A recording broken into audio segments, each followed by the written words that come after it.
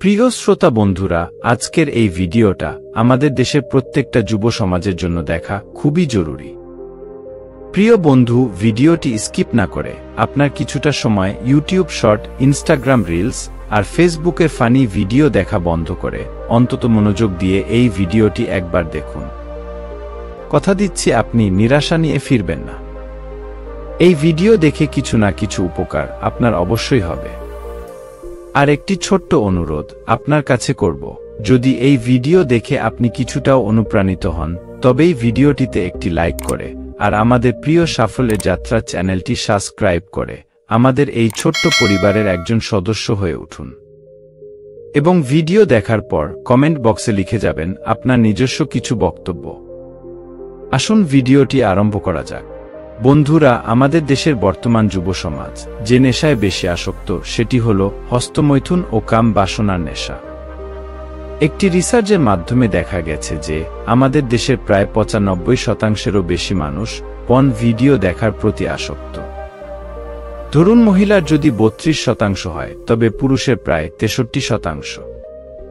এবং এই ভিডিও দেখার পর আমরা ঠিক কী পদক্ষেপ নেই তা প্রায় সকলেরই জানা। আমরা চাই এই নেশা থেকে চিরতরে মুক্তি পেতে। আমাদের অন্তর আত্মা জানে অন্তিমে এর ঠিক কী পরিণাম হতে পারে। তাও মন্ত্রমুগ্ধের মতো আমরা এই নেশাটিকে অনুসরণ করে আসছি দীর্ঘদিন থেকে। বন্ধুরা, পৃথিবীর সবথেকে মূল্যবান বস্তু হল সময়। সবকিছুকে ফেরানো গেলেও সময়কে ফেরানো যায় না। আমাদের এই বর্তমান সময়টা যদি আমরা পর্নোগ্রাফির পিছনে নষ্ট করে ফেলি, তবে আর কবে আমরা ভবিষ্যতের স্বপ্ন ও লক্ষ্যগুলোকে পূরণ করব? আসুন একটি ছোট গল্পের মাধ্যমে আমরা বোঝার চেষ্টা করি এই কাম বাসনা আমাদের জন্য ঠিক কতটা ক্ষতিকারক হতে পারে। এবং আজকে এই গল্পের অন্তিমে আমরা আলোচনা করব আমাদের মধ্যে কাম বাসনার ধারণা কখন উৎপন্ন হয় এবং কি কি পদ্ধতি অবলম্বন করে আমরা এই নেশা থেকে চিরতরে মুক্তি পেতে পারি। আসুন প্রথমে গল্পটি শুনে নেওয়া যাক। আমাদের প্রত্যেকের জীবনে সুখ ও শান্তির সংজ্ঞা ভিন্ন ভিন্ন। কেউ প্রবল অর্থ উপার্জন করে সুখ ও শান্তি অনুভব করে। কেউ নিজের মনের মতো ভোজন গ্রহণ করে আর আরামদায়ক বিছানায় শুয়ে সুখ ও শান্তি অনুভব করে। কেউ আবার কোনো পর নারীকে দেখে বাড়িতে এসে তাকে চিন্তন করে হস্তমৈথুনের মাধ্যমে নিজের সুখ শান্তির ক্ষুধা মিটায়। কেউ আবার নিজের ফোনে নোংরা ভিডিও দেখে নিজের ইচ্ছা চরিতার্থ করে। তো অনেকদিন আগে এক গ্রামে এক জমিদার বাস করত।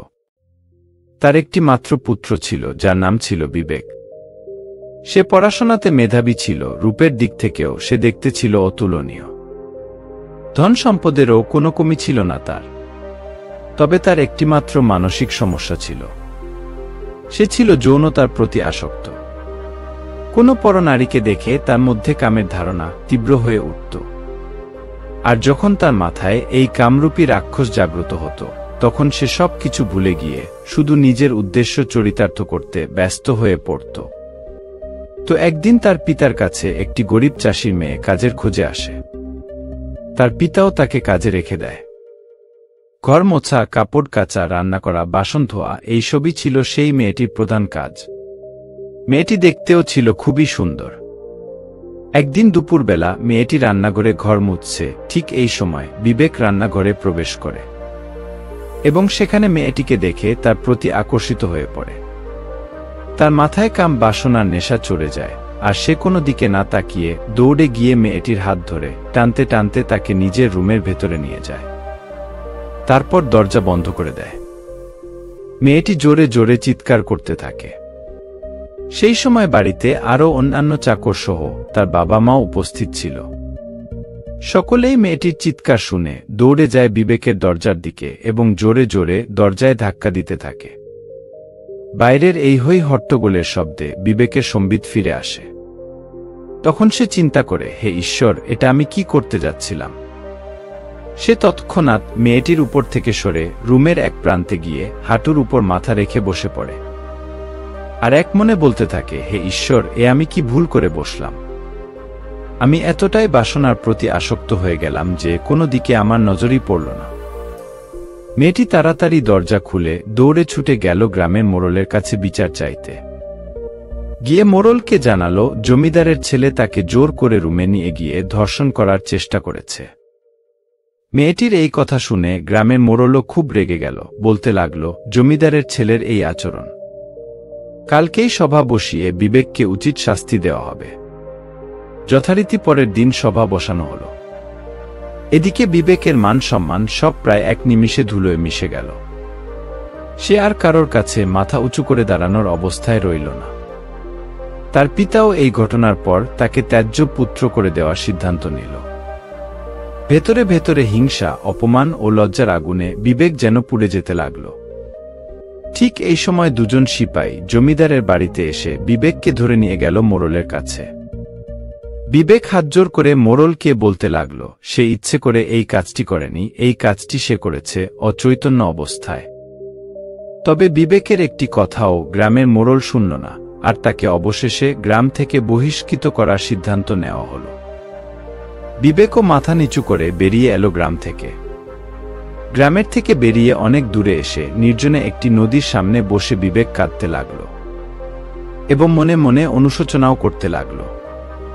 ঠিক এই সময় সেই পথ দিয়ে একজন বৌদ্ধ সন্ন্যাসী একটি নগরে যাচ্ছিল ভিক্ষা করার উদ্দেশ্যে। তো তিনি বিবেককে নদীর পাড়ে একা বসে থাকতে দেখতে পায়। এরপরে সন্ন্যাসী বিবেকের কাছে গিয়ে বসে। তারপর জানতে চায় যে সে কে এবং এই নদীর পাড়ে একা নির্জনে বসে আছেই বা কেন। তো সন্ন্যাসীর প্রশ্নে বিবেক তার সাথে ঘটে যাওয়া সমস্ত ঘটনা ওই বৌদ্ধ সন্ন্যাসীকে খুলে বলে। সব শুনে সন্ন্যাসী বলে, এই সমস্যা শুধু তোমার একার নয়, আমাদের দেশের প্রত্যেকটা যুবক আজ এই সমস্যায় ভুগছে। কৈশোর পেরিয়ে আমরা যখন যৌবনের দিকে বেড়ে উঠি, ঠিক সেই সময় আমাদের সাথে সাথে বেড়ে ওঠে এই কাম বাসনার ধারণা। তুমি কি ভাবছ কোনো নারীর সাথে যৌন মিলন করে তুমি প্রকৃত সুখ ও শান্তি খুঁজে পাবে? তোমার এই বিলাসিতা হল ক্ষণিকের। জীবনের প্রকৃত লক্ষ্য আমাদের এই কামনা বাসনার উদ্দেশ্যকে চরিতার্থ করা নয়। বিবেক বলে, মহাশয়, আমি জানি এর পরিণাম অবশেষে কি হতে পারে, তবুও আমি এর প্রতি আসক্ত হয়ে পড়েছি। আমি অনেক রকম চেষ্টা করেছি এই সমস্ত চিন্তাকে ত্যাগ করার, কাম বাসনা থেকে মুক্তি খোঁজার, কিন্তু আমি তা খুঁজে পাইনি মহাশয়। যদি আমি কাম বাসনার ইচ্ছাকে নিয়ন্ত্রণ করতে পারতাম তাহলে হয়তো আজ আমাকে এখানে বসে কাঁদতে হতো না। বিবেকের কথা শুনে বুদ্ধ সন্ন্যাসী বলে, অনেক রাজা মহারাজা, শেঠ জমিদার এই কাম বাসনার নেশায় পড়ে ধ্বংস হয়ে গেছে। তাদের সর্বস্ব চলে গিয়েছে, তারা তাদের মনের গোলাম হয়ে পড়েছে। তোমার মন তোমাকে এই নেশার প্রতি আসক্ত করে তুলেছে। সর্বপ্রথম তোমাকে তোমার নিজের মনের কথা শোনা বন্ধ করতে হবে। ধরো তুমি আর একজন নৌকার মাঝি, নৌকো করে নদীর এক প্রান্ত থেকে অপর প্রান্তে যাবে। যেই নদী পার করার জন্য তোমরা বেরোবে, তখনই দেখলে হঠাৎ করে আকাশে কাল বৈশাখী ঝড় উঠল। তো সেই ঝড় চলাকালীন সময়ে তোমরা তো নদী পার হবে না। তোমরা ঝড়টি দেখবে আর অপেক্ষা করবে কখন ঝড় থামবে। তারপর ঝড় থেমে যাওয়ার পরই তোমরা নদী পার হবে। কিংবা ধরো একটি জায়গায় দাঁড়িয়ে তোমরা দুজন বন্ধু কথা বলছো। ঠিক সেই সময় তৃতীয় একজন বন্ধু তোমাদের কাছে এলো। সে তোমাদের সাথে কথা বলতে চাইল, কিন্তু তোমরা তাকে পাত্তা না দিয়ে নিজেদের মধ্যে বার্তালাপ চালিয়ে গেলে।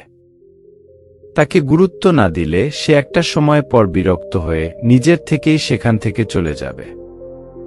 ঠিক তেমনি কাম বাসনার চিন্তাও যখনই তোমার মনে উৎপন্ন হবে, তখন শুধু এটাকে তুমি দেখবে, কিন্তু কোনো প্রতিক্রিয়া করবে না, একে কোনো গুরুত্ব দেবে না।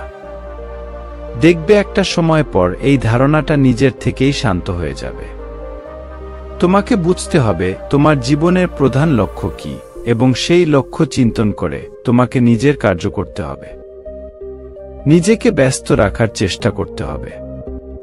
তবে দেখবে একটি সময় পর এই কাম বাসনার ধারণা তোমার মন থেকে মুছে যাবে। সর্বদাই ভালো লোকের সাথে থাকার চেষ্টা করো, ভালো কিছু দেখার চেষ্টা করো, ভালো কিছু শোনার চেষ্টা করো, আর ভালো কিছু করার চেষ্টা করো। তোমার কর্মই তোমার চরিত্র গঠনে সাহায্য করবে। যেমন তোমার কর্ম হবে, ঠিক তেমনই তোমার ব্যবহার হবে। আর যেমন তোমার ব্যবহার হবে, তেমনই তোমার বিচার হবে। বৌদ্ধ সন্ন্যাসীর মুখে এই সমস্ত কথা শোনার পর বিবেক নিজের ভুল বুঝতে পারে। তারপর ওই বৌদ্ধ সন্ন্যাসীকে বলে, মহাশয়, আমি এর পরের জীবনটা আপনার সাথে থাকতে চাই, আপনার শিষ্য হয়ে কাটাতে চাই এবং জীবনে নির্বাণ লাভ করতে চাই। বন্ধুরা, গল্পটি আপনার কেমন লাগলো এবং আপনি এই গল্প থেকে কি বুঝলেন তা কমেন্ট বক্সে লিখে অবশ্যই জানাবেন। এবার আসি আসল কথায়, আমাদের মধ্যে কাম বাসনার ধারণা কখন উৎপন্ন হয়।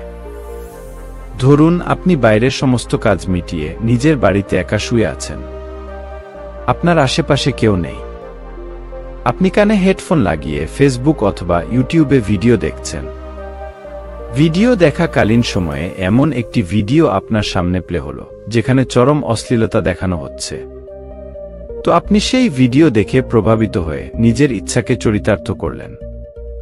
কিংবা ধরুন আপনি যেই জায়গায় কাজে বেরিয়েছেন সেখানে কোনো একটা সুন্দরী মেয়েকে দেখে আপনি তার প্রতি মোহিত হয়ে পড়লেন।